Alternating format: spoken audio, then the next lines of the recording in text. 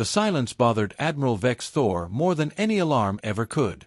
He stood on the command deck of the Dominion's Edge, staring at the star map that showed nothing but empty space where human colonies used to be. 47 worlds had gone quiet in the last 3 weeks. No explosions. No distress calls. Just silence.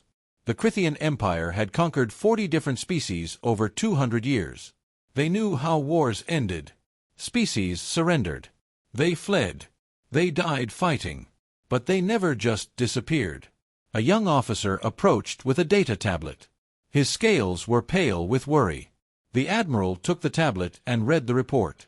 Human infrastructure was still intact on every silent world. Power plants still ran. Cities still had lights. But not a single human remained. Across the galaxy, Captain Daniel Hayes stood on the bridge of the Constellation. The ship hummed with a strange energy that still made his skin tingle. 6 months ago, humanity had faced a choice. The Krithian Empire had destroyed 3 of their main battle fleets. Earth would be next. High Command had activated something called Project Exodus. Daniel remembered the day clearly. He had been fighting in the Battle of Nova Ridge when the order came. All ships were to return immediately. When he arrived at the rally point, he saw something he never expected. The entire human fleet was there. Not just military ships, but civilian transports, cargo haulers, even personal vessels. Millions of people. Admiral Gregory Foster had explained it to all the captains. Humanity was leaving known space. They had discovered something in an old alien vault. Technology that allowed ships to travel without using hyperspace lanes. They called it fold space. It left no trail. No signature. The Krithians would never find them. Daniel watched through the viewport as his home world grew smaller. Every human colony was being evacuated. They were leaving everything behind except what they could carry. The plan was simple but desperate. Disappear completely. Make the Krithians think humanity had given up or died off. Then, when they least expected it, strike back. Back on the Dominion's Edge, Vex Thor called a meeting of his war council. The room filled with Krithian officers, each one decorated with medals from countless victories. They gathered around the holographic display showing the human territories. Commander Zekral, the intelligence chief, spoke first. His voice carried confidence. He said the humans had probably fled to deep space where they would slowly die from lack of resources. It was the logical conclusion. Humans were weak. They ran when things got difficult. Other officers nodded in agreement. They had seen species surrender before. This was just another victory for the Empire. They should send occupation forces to claim the empty human worlds. The resources there would fuel the Empire for decades. But Vex Thor remained quiet. He had studied humans for years. They were stubborn. They never gave up easily. He had seen human soldiers fight to the last man rather than surrender. Something about this situation felt wrong. Humans who fought that hard would not just disappear without a fight. He ordered his officers to be cautious. Send scouts to every human world. Search for any clue about where they went. Double the patrols on the border regions. If humans were planning something, he wanted to know about it before it was too late. Far from the Empire's reach, the human fleet arrived at the Navara cluster. It was a region of space that had never been explored. Dense asteroid fields and strange energy readings had kept everyone away. It was perfect for hiding. Daniel stood in the observation deck of the Constellation and watched as thousands of ships moved into position. The fleet was massive. Every ship that humanity owned was here. The sight filled him with both hope and sadness. They had left their homes behind, but they were together. Admiral Foster broadcast a message to the entire fleet. His face appeared on every screen across thousands of ships. He spoke about sacrifice and survival. Humanity had been pushed to the edge, but they were not defeated. They would rebuild. They would adapt. And when the time was right, they would return stronger than before. The weeks that followed were difficult. Engineers worked day and night to set up temporary habitats inside hollowed-out asteroids. The fold space drives needed to be installed on every ship. Resources had to be carefully managed. Everyone had a job to do. There was no room for rest. Daniel visited the engineering sections often. Lieutenant Commander Lisa Morgan was in charge of retrofitting the fleet. She was brilliant but always looked exhausted. She explained how the fold drives worked while showing him new weapon systems they were developing. The technology they had found was beyond anything humanity had created before. Lisa showed him designs for new ship classes. Stealth frigates that could appear and disappear at will. Carrier groups that could deploy fighters across vast distances instantly. And something called the Unity's Hammer, a massive dreadnought that would serve as their flagship when they returned to fight. Back in Crithian space, the Empire had begun occupying former human worlds. They set up military bases and mining operations. The Empire treated these planets as spoils of war. But Vex Thor remained uneasy. His scouts had found something troubling. On 3 worlds, they discovered hidden sensor arrays still active. Someone had been watching them. The Admiral ordered increased security. He did not share his concerns with most of his officers. They were too confident. They believed the war was over. But Vex Thor knew better. Humans were planning something.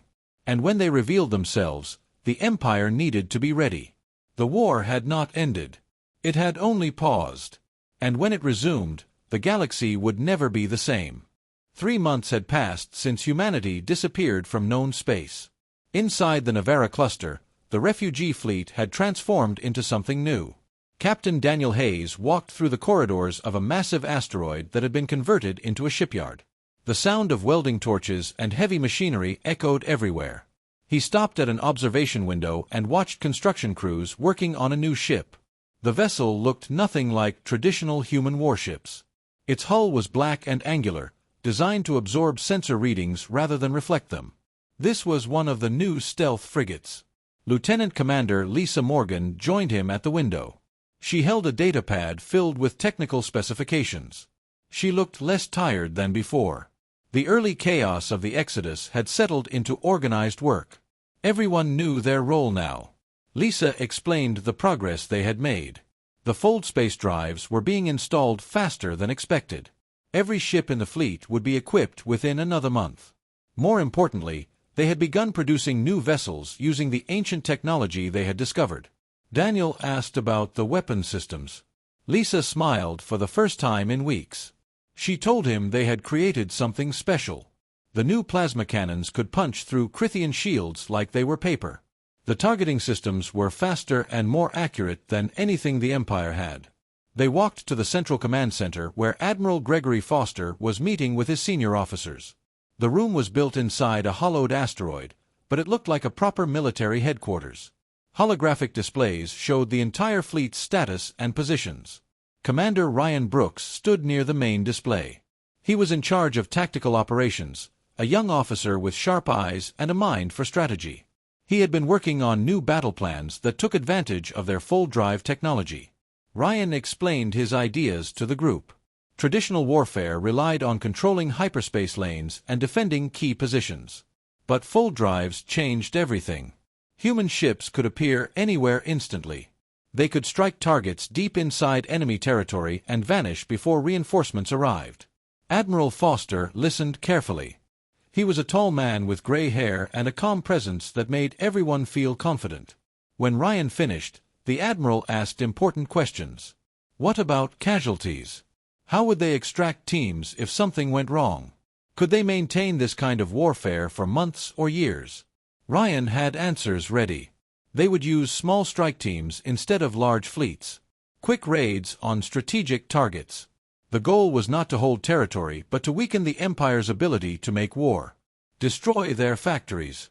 Eliminate their supply lines. Make them afraid to spread their forces too thin. The Admiral approved the strategy but wanted a test mission first. Something small to prove the technology worked in combat. He turned to Daniel and asked if the Constellation was ready. Daniel confirmed his ship had been fully upgraded and his crew was trained on the new systems. A mission was planned quickly. Intelligence had identified a Crithian outpost on the edge of their territory. It was being used to process human colonists who had been captured before the evacuation. Hundreds of people were trapped there, forced to work in mining operations. Lieutenant Amy Foster volunteered to lead the ground team. She was the Admiral's daughter but never asked for special treatment. She had earned her rank through skill and bravery. Her team specialized in reconnaissance and rescue operations. The night before the mission, Daniel could not sleep. He walked to the observation deck and stared at the stars. Somewhere out there, the Crithian Empire thought they had won. They believed humanity was gone forever. Tomorrow, they would learn the truth. Amy joined him on the deck. She was checking her equipment one last time. Daniel asked if she was nervous. She admitted she was, but also excited. They had been running and hiding for months. It felt good to finally fight back. The next morning, the Constellation and 2 escort ships prepared for departure. The crews gathered on their bridges. Admiral Foster gave a final briefing over the communication system. He reminded everyone that this was just the beginning. Success here would open the door to larger operations. Daniel gave the order to activate the fold drive. The sensation was strange. There was no acceleration, no sense of movement. The space around them simply changed. One moment they were in the Navarra cluster. The next moment they were in orbit above the Crithian outpost. The Crithian sensors did not detect them until it was too late. The outpost's defense systems came online, but human weapons were already firing. The orbital platforms exploded in brilliant flashes. Amy's team deployed in drop pods, heading straight for the prison compound. The battle lasted 18 minutes. Human forces moved with perfect coordination. The guards at the prison never had time to organize a defense. Amy's team freed the prisoners and loaded them onto transport ships. Meanwhile, Daniel's weapons destroyed the mining equipment and communication arrays. As Crithian reinforcements jumped into the system, the human ships activated their fold drives and vanished. The entire operation was over before the Empire could respond. Daniel watched the rescued colonists being brought aboard his ship. They looked thin and tired, but alive. The mission was a success. Back in the Navarra cluster, Admiral Foster reviewed the mission reports. Everything had worked better than expected.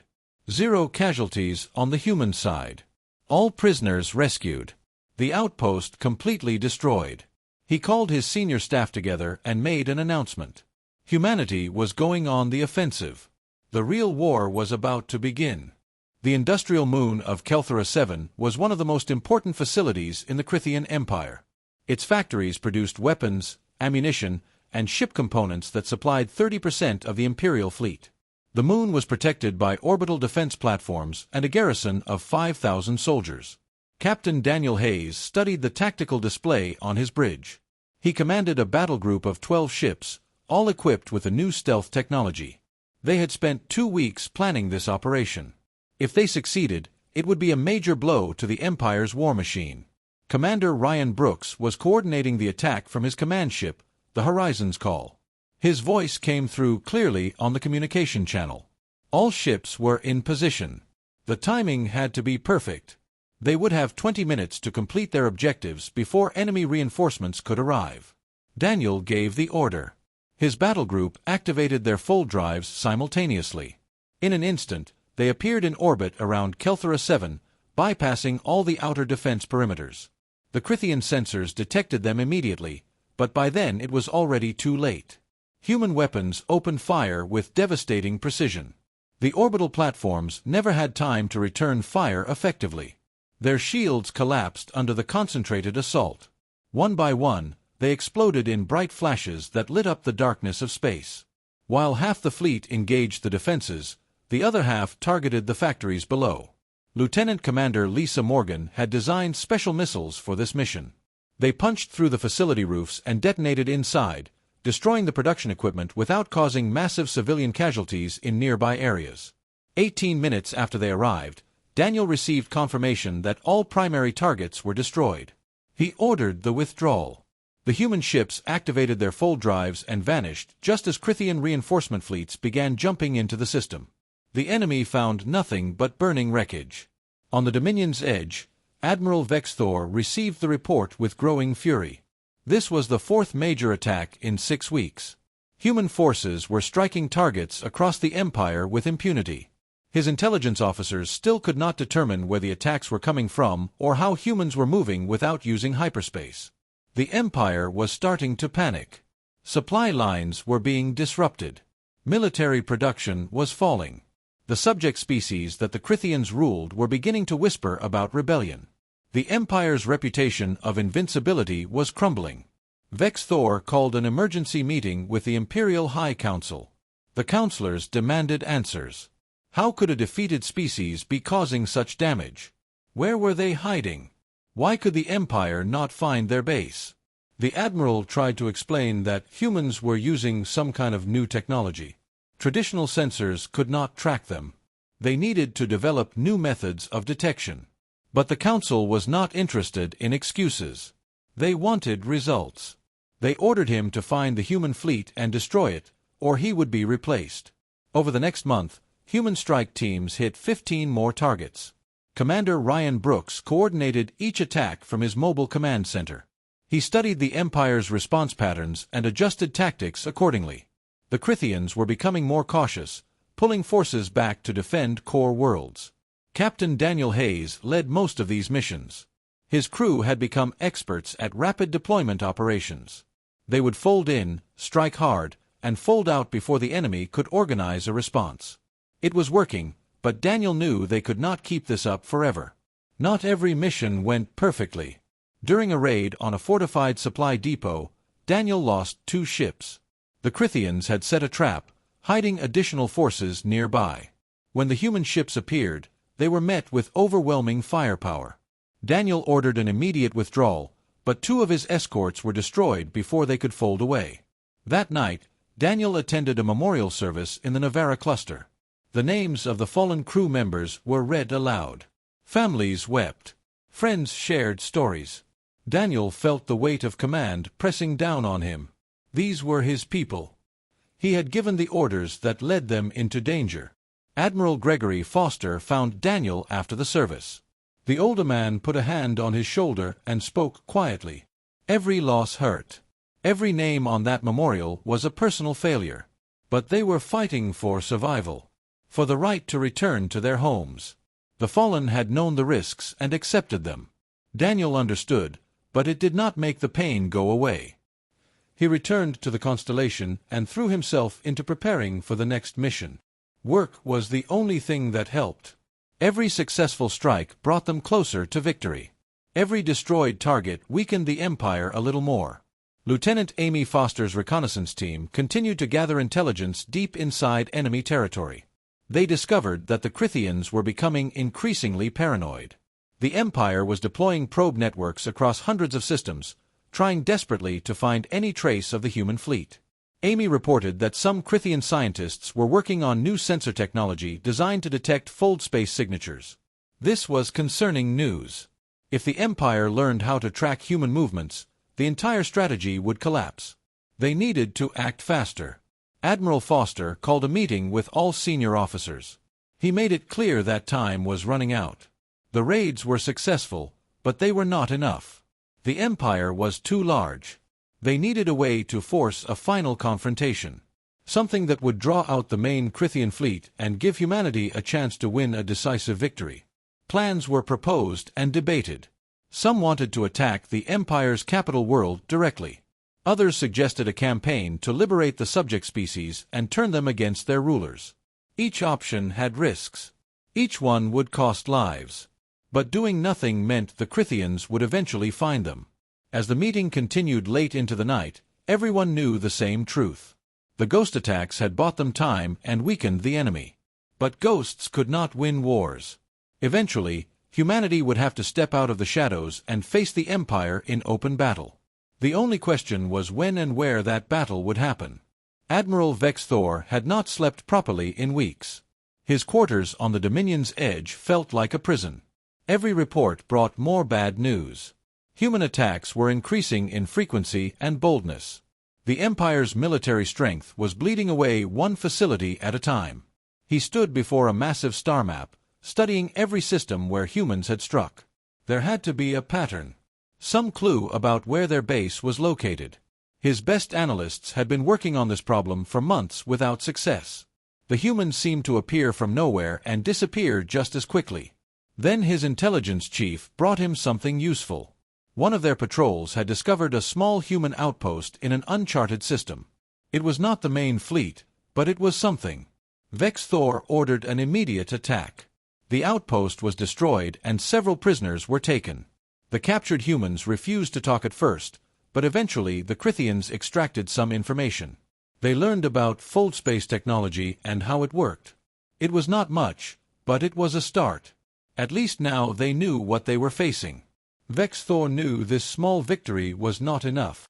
He needed to draw the humans into a direct confrontation. Make them come out of hiding. But how could he force them to act? Then an idea came to him. A terrible idea, but one that might work.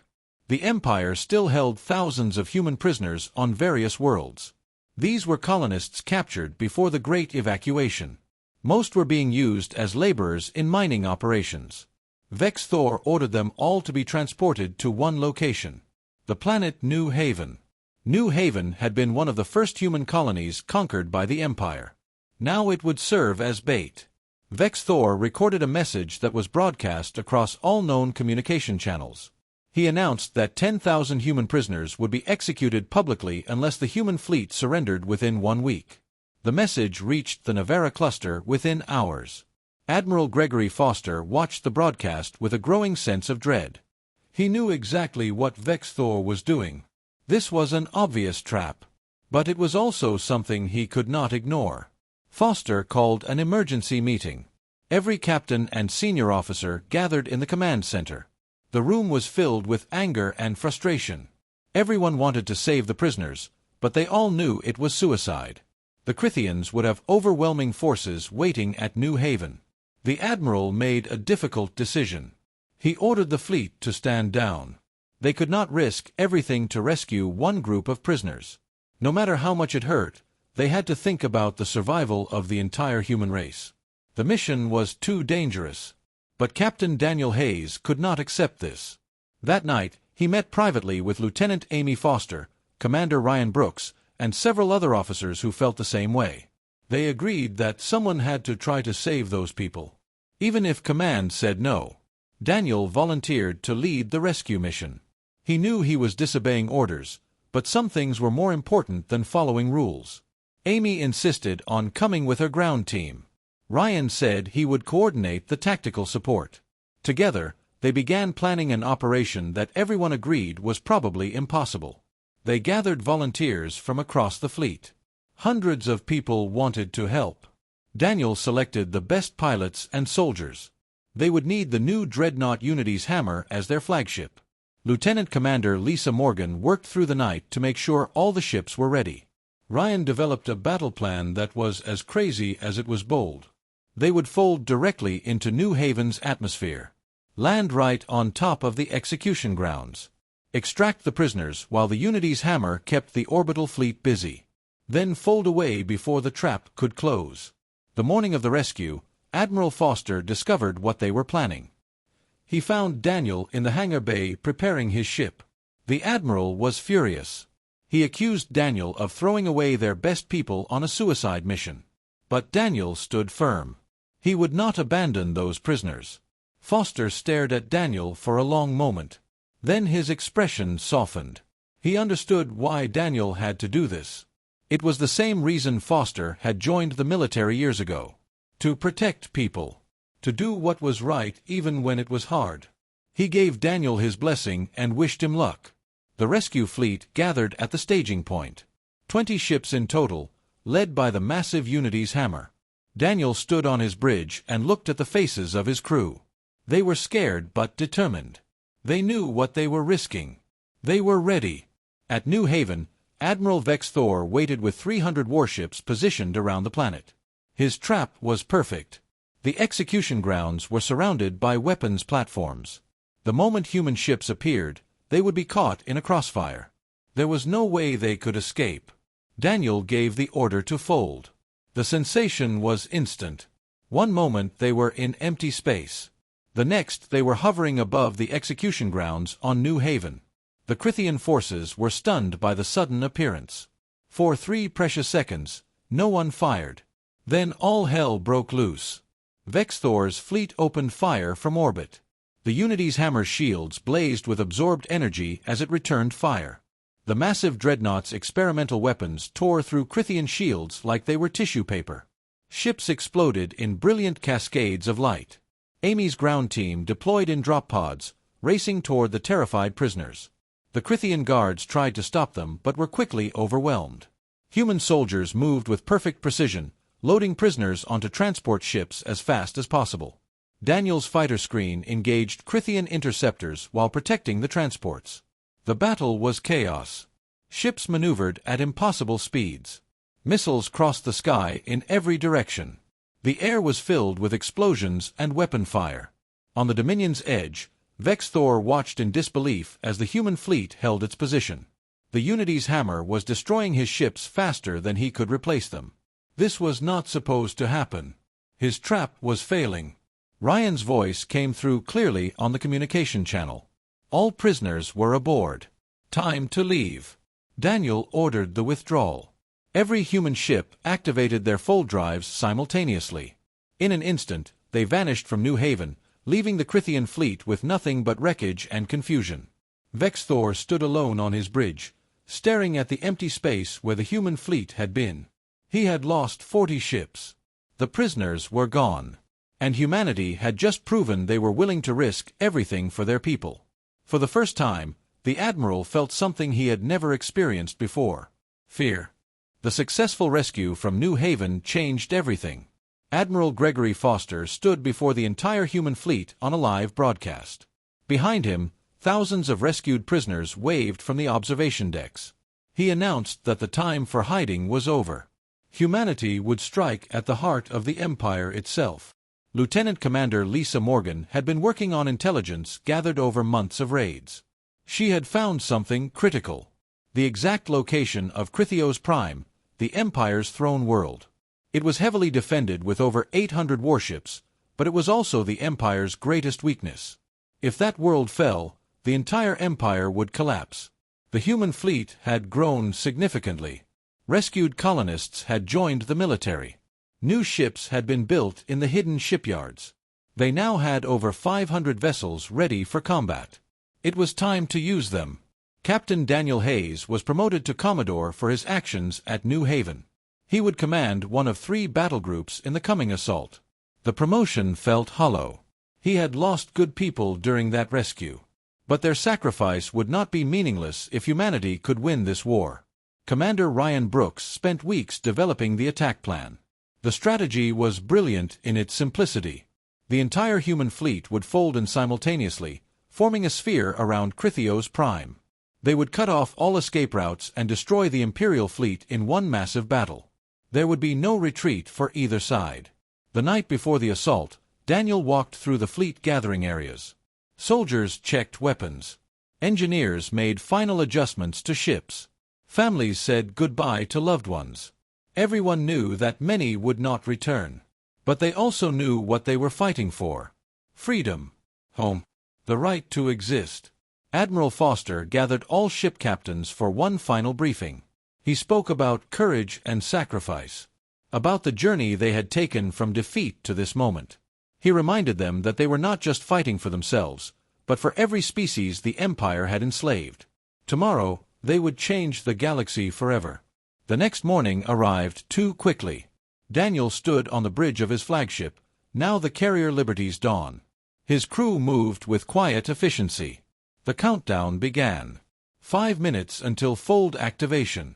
4 minutes. 3. Daniel felt his heart pounding. This was it. Everything they had worked for came down to this moment. At precisely the planned moment, 500 human ships activated their fold drives. The effect was stunning. They appeared around Crithios Prime in perfect formation, creating a complete sphere. The Crithian defense fleet was caught completely off guard. Their sensors went crazy trying to process the sudden appearance of so many contacts. Admiral Vex Thor was on the planet's surface when the humans arrived. He raced to his flagship and took command. 800 ships against 500. The numbers favored him. But he had learned to respect human capabilities. This would not be an easy fight. The battle began with a fury that shook the space around the planet. Thousands of weapons fired simultaneously. Shields flared and collapsed. Ships exploded. Debris filled the space between combatants. The scale was massive, involving hundreds of thousands of people fighting for their lives. Daniel coordinated his battle group with precision. The full drives gave them a critical advantage. They could appear behind enemy formations, strike vulnerable ships, and reposition before the Crythians could respond. It was like fighting ghosts, and it was driving the Imperial forces crazy. But the Crythians were not helpless. They had superior numbers and their crews were experienced. Every time a human ship was destroyed, Daniel felt the loss personally. These were people he knew. Friends. Colleagues. The price of victory was being written in blood. On the planet's surface, Lieutenant Amy Foster led a strike team with a specific mission. They needed to disable the planetary shields so that human forces could threaten the capital directly. The mission was dangerous, but Amy had never backed down from danger. Her team fought through Crythian defense forces with determination. Every meter was contested. Every building was a battlefield. But they pushed forward, driven by the knowledge that the fate of humanity depended on their success. After 3 hours of brutal combat, they reached the shield generators and planted charges. The planetary shields collapsed just as the space battle reached its peak. Admiral Foster saw the opportunity immediately. He ordered the Unity's hammer to engage Vex Thor's flagship directly. The two massive vessels closed on each other, their weapons blazing. Vex Thor knew his empire was falling. The human fleet was winning.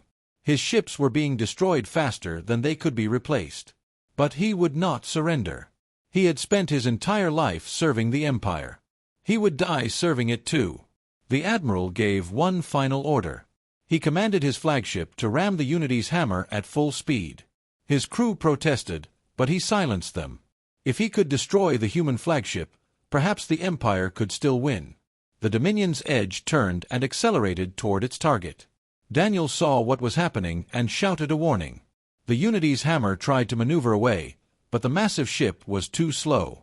At the last second, the dreadnought activated its full drive, disappearing just before impact. The Dominion's edge flew through empty space and exploded as its reactor overloaded from the failed ramming attempt. With Vex Thor dead and their flagship destroyed, the remaining Crythian forces lost their will to fight. Ships began surrendering. Some tried to flee but were cut off by the human sphere formation. Within 2 hours, the battle was over. The throne world of the Crythian Empire had fallen. Admiral Foster personally led the delegation that accepted the Emperor's surrender. The ancient ruler stood in his palace, surrounded by his guards who had lowered their weapons.